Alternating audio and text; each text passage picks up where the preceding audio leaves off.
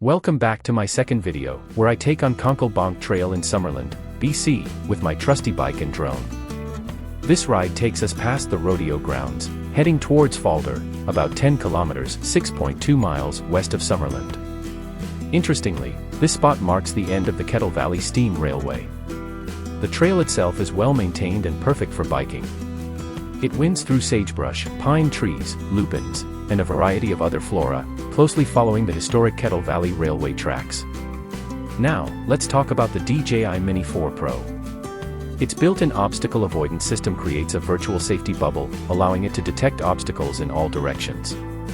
While this feature is impressive, it does have its limitations, as I found out the hard way. The drone can be programmed to navigate around obstacles when possible, or if it can't, it will stop and hover, waiting for my instructions. Additionally, its active tracking software lets it see me and follow my movements. However, if it loses sight of me, it automatically stops and hovers in place until I take control. During this ride, the drone had a few unexpected pauses, either losing its lock on me or getting stuck behind an obstacle it couldn't maneuver around.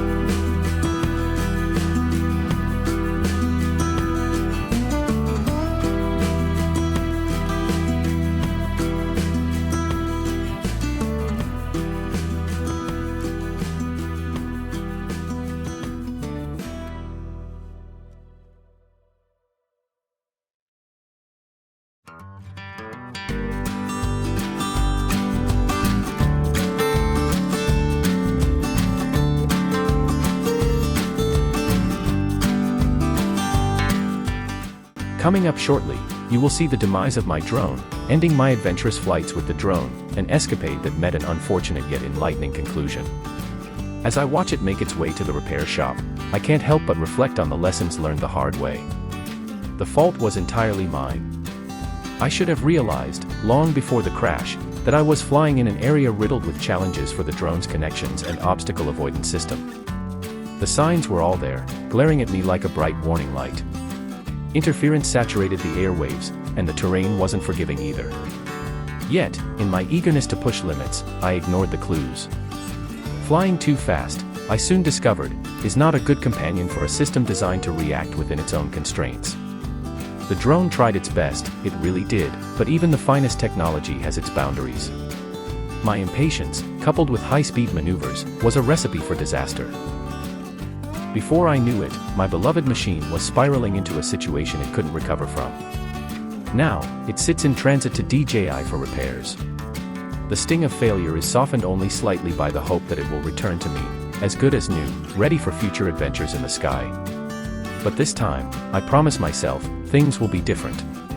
Lessons have been learned. I'll choose my flying locations more carefully, assess the conditions more thoughtfully, and most importantly, respect the technology that makes these flights possible. Rest assured, I'll take to the skies again, more prepared and wiser for the experience. Thank you for watching and sharing in this journey, yes, even the part where I spectacularly crashed my drone. Sometimes, the best stories come from moments of failure, and this is one I won't forget.